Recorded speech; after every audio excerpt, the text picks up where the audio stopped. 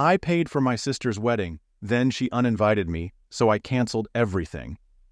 I didn't offer to pay because she asked. Let's get that straight first. I did it because she was my sister, because when we were kids and shared the attic room with its slanted ceiling and drafty windows, we used to lie awake at night whispering about fairy tale weddings and dancing under chandeliers. She was obsessed with the idea of her big day. Always had been. I knew what it meant to her. So when Marcus finally proposed after 4 years of dating, and she came to me with wide eyes and a folded Pinterest printout, I didn't even hesitate. Not one question. Just a quiet smile and a nod before I reached for my checkbook. "You're the only reason this dream is happening," she said that day at the boutique, tears catching the light like little gems under her lashes as she ran her hand across a $7,000 gown. She held it like it was made of angel feathers. I told her it was hers before she could even ask. In the weeks that followed, I wrote checks like clockwork. $30,000 for the venue nestled in the Vineyard Hills, the one with the glass ceiling and marble floors that she'd been obsessed with since her college years. $8,000 for the catering because she wanted every guest to have filet mignon and Chilean sea bass, not some dry chicken and salad. Another $6,000 for the flowers alone, white orchids flown in from Thailand, bouquets the size of small trees, draped in satin ribbon. It wasn't about the money. I'd done well for myself. I ran a small marketing firm that had hit a lucky stride over the last few years. I could afford it. And more than that, I wanted to give her what she dreamed of. I met with every vendor.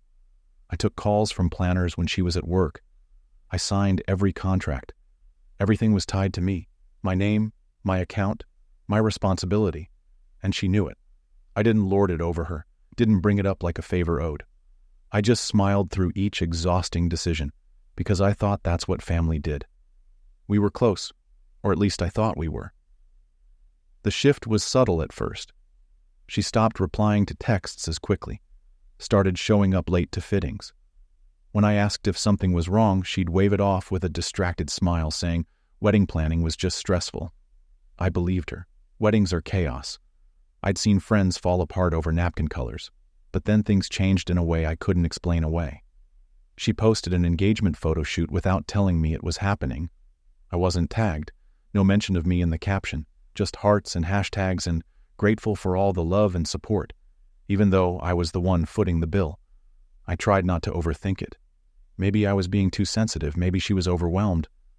But the feeling gnawed at me, like I'd suddenly been shifted from the center to the sidelines without warning.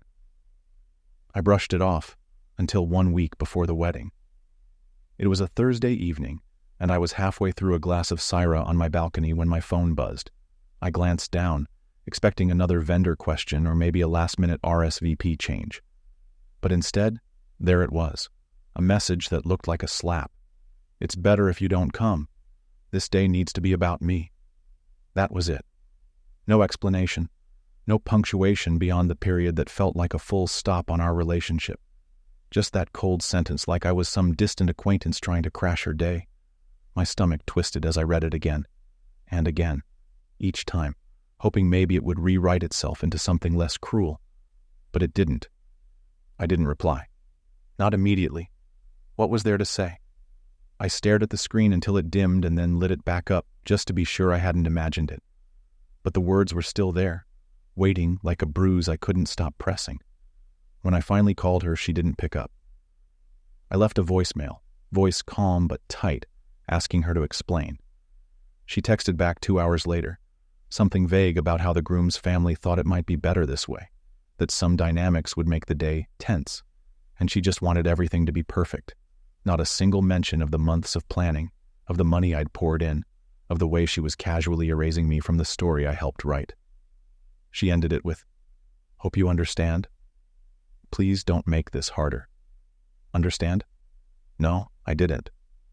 I didn't understand how someone who had once slept beside me during storms, who had cried into my shoulder after her first breakup, who had leaned on me through job rejections and health scares, could suddenly treat me like an accessory too garish for her perfect picture. I could have gone to the wedding anyway, showed up like a storm cloud in a silk dress. But I didn't want to beg for a seat at a table I paid to set. What I wanted was clarity. And when none came, I turned to something else. Control. The next morning, I made a list. A quiet, calm list. Not born of rage, but precision. The venue? The contract was in my name. I called them before lunch and spoke with the manager directly. I told them the event was canceled. No, I didn't want to reschedule. Yes, I understood the implications. I was the sole signee. My voice was final. Then the florist. They were kind, sympathetic even. Said they could reroute the arrangements if I gave them a new address before noon. I gave them mine. I figured if she didn't want me at her wedding, she wouldn't need the orchids I'd ordered either. The catering was easy. I'd paid a hefty deposit, but the cancellation policy was generous. I got nearly 60% back. Enough to sting. One by one, I unraveled the wedding she built on my dime. Dresses weren't refundable, sure, but the makeup artist and stylist were. The decorator, the DJ, all gone, all canceled. Her vision dismantled with each phone call, each formal notice, each quiet acknowledgement that the person she'd cut out was the one holding the receipts. She didn't find out right away. It took 2 days. I assumed the venue called her, confused by the cancellation. Or maybe it was the florist, wondering if she'd moved the date. I got the first angry call on Saturday night. "You're being petty," she snapped, voice shrill and shaky. I needed space, not sabotage. I didn't yell. I didn't even raise my voice. I just told her the truth. "You uninvited me from a wedding I paid for. Space doesn't come with silk table runners and a string quartet." She screamed then, called me bitter, selfish, dramatic, said I was ruining the most important day of her life. I listened.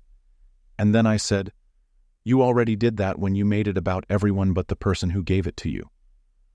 The calls kept coming, from our mother, then our aunt, then even Marcus's cousin who I'd met once at a barbecue 3 years ago, all with the same tone, disappointment, reproach. How could I be so heartless? How could I tear everything apart so close to the big day? But none of them had asked me what happened. They just assumed I snapped, that I flipped out over some petty slight. They didn't see the months of effort, the endless appointments, the quiet sacrifices. They didn't know what it felt like to be discarded like a backup singer just before the spotlight hit. She didn't apologize. Not once. Not even after everything fell apart. In her mind, I was the villain now, the saboteur. But I wasn't trying to ruin her wedding. I just stopped pretending it was mine to fix. If she didn't want me there, fine. But she'd do it without my money, my time, my presence, without the illusion that family meant I owed her something unconditional. Because that's the thing people forget. Support isn't free. It's not transactional, but it's not endless either. And when someone tears you out of their story, they don't get to keep your contributions like trophies. I didn't gloat. I didn't post anything online or blast the news. I just sat in my living room as a wall of white orchids arrived at my door, the house filling with the scent of crushed petals and clipped stems, a silent, fragrant reminder that generosity without respect is just self-erasure. The calls faded after a few days. The wedding was rescheduled, I heard. Something smaller. Courthouse, maybe. I wasn't invited, but by then, I didn't care. I learned a lesson too, not about bitterness or revenge, but about boundaries, about the cost of being the person who always shows up even when no one saves them a seat. And if she ever asks why I did it, why I pulled the thread and let the whole tapestry collapse, I'll tell her this. Because you don't bite the hand that paid for your spotlight, and you definitely don't uninvite the person holding the receipts. The Monday after everything unraveled, I showed up at work like nothing happened. My staff noticed something was off, maybe in the way I sat a little too straight or barely looked up from my screen. But no one said anything. I buried myself in proposals and campaigns, anything to stay away from the buzzing phone and the texts that piled up by the hour. The silence from my sister had become louder than any of the calls from people who suddenly had opinions about my life. By midweek, I'd already been blocked on her social media. Mutual friends stopped tagging me in anything related to the wedding, and the cousins who hadn't spoken to me in years found their voices overnight. Some tried to be subtle, soft little messages like, "Hey, just wanted to check on you," as if they weren't also waiting for gossip. Others were blunt, asking directly if I'd really pulled the plug on everything. I didn't lie. I told the truth. Every decision had been made by me, legally and financially. She just lit the match by deciding I didn't deserve to be there. The last conversation I had with our mother was 2 minutes long. She didn't call to understand. She called to scold. Her voice was sharp, riding high on moral superiority, telling me that family was supposed to forgive, not punish. I asked her one question. Did she tell you why she uninvited me? The silence on the other end said enough. She hadn't. Or worse, she had, and my mother simply didn't care. I wasn't shocked. She always favored the softer sibling, the one who cried more, who played the victim well, who leaned into fragility whenever it suited her.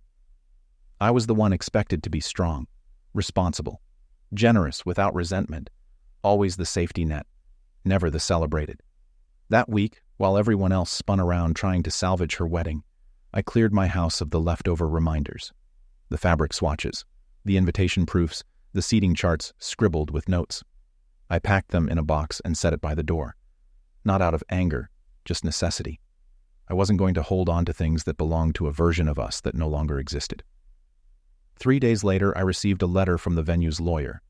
Not a lawsuit, but a formal notice that the bride's side had attempted to rebook under a different name. I was still the legal signatory. I told them to decline. They apologized for the hassle. I assured them it wasn't their fault. The deception wasn't theirs to explain. What caught me most off guard wasn't the lies or the manipulation. It was the speed at which my sister twisted the story. In every version that reached me, I was painted as a bitter saboteur, a jealous sibling who couldn't handle being overshadowed. Apparently, she told people I insisted on being maid of honor, that I threw a tantrum when she picked her college friend instead. None of it was true. I never asked for that title. I was the one footing the bill, not fighting for a spotlight. But that detail didn't suit her narrative. I found out from a friend of a friend that she had moved the new wedding date to the following weekend. Smaller venue, different city. They rushed the arrangements, scraped together what vendors they could find last minute. The groom's family helped cover the costs, but the quality dropped. No orchids, no vineyard, no custom lighting. It became what she had always sworn she didn't want, a rushed, patched-together affair. I didn't gloat. I didn't have to. The truth had a way of settling in without help. A week later, I ran into one of her bridesmaids at a cafe near my office. She looked tired, worn down by drama, and unsure whether to approach me. I made it easy. "You can sit," I said, gesturing to the seat across from me. She did, with hesitation in her eyes and a to-go cup she barely touched. "She told us you pulled out to punish her," she finally said, voice low, avoiding my gaze. But when everything started falling apart, I started wondering what really happened. I didn't try to correct everything. I didn't list receipts or show proof. I simply said, "She asked me not to come." So I left. I also took back everything I gave. That sat heavy in the space between us. She nodded slowly, pressing her lips together like she wanted to say more but didn't know how. "She looked miserable the whole night," she finally said. "It wasn't what she wanted." I shrugged. Choices have consequences. After she left, I sat alone with my drink, watching people come and go, all of them unaware of the quiet wreckage swirling around my family. The world didn't stop just because my sister decided I was disposable. In the days that followed, the messages slowed. The noise quieted. People moved on. But one message stuck with me. It was from my father, who rarely spoke unless pressed. He sent me an email. Short, plain, but honest. "She was wrong. You didn't deserve that. Proud of how you handled it." No fanfare, no long explanations. But it was enough. A month passed. Then 2. I heard whispers that the marriage wasn't going smoothly. Rumors that Marcus's family had started pulling back, that his mother didn't approve of how things unfolded. I stayed out of it.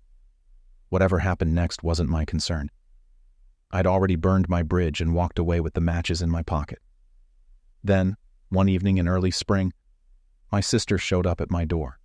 No text, no call, just a knock.